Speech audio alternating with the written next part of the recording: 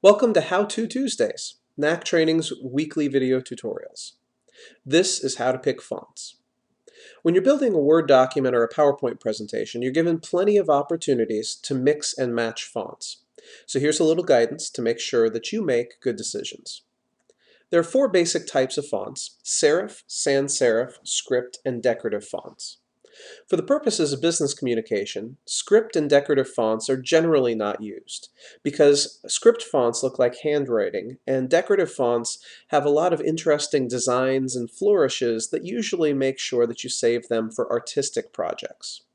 That leaves serif and sans serif fonts. Serif fonts are standard font types that have serifs, or these structural details, at the ends of some of the strokes.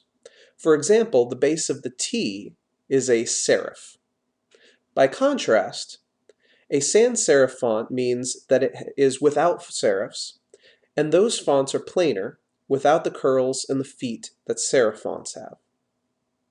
Deciding between serifs and sans serifs has been a hot debate through the years, with no real research that definitively says that one font is better than another. The convention that most people have arrived at, though, is that we should be using sans serif fonts when we're primarily reading the text on a screen, and using serif fonts when we're primarily using that text to read in print materials. So what should we do when we have the ability to use two different fonts? A lot of people, unfortunately, pick two fonts that they like without looking at them together on the same page. And what happens then is that you end up with two fonts often that look too much alike. If you pick two fonts that are very, very similar but have subtle differences, then your readers will end up having a lot of confusion, and generally this gives people headaches.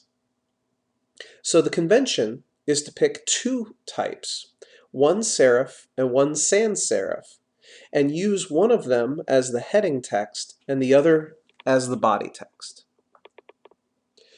Some common serif fonts are Times New Roman, Georgia, Palatino, Garamond, and Century. And for those of you who just got the newer versions of Microsoft Office, you've probably seen a new serif font called Cambria.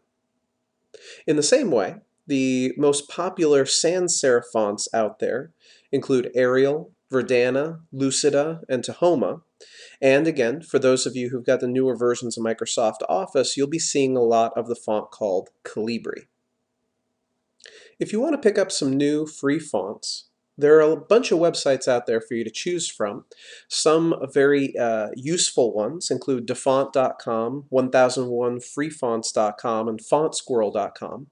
Some of my favorite fonts that I've downloaded from these sites include fonts like Elephant, Euphemia, Handvetica, and Sensation.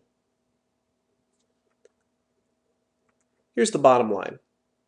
There are thousands of free fonts to make your design stand out. But in order to make good choices, you need to find two good ones, one serif and one sans serif, that complement one another very nicely, and use one as the body text and one as the heading text. It'll look very professional.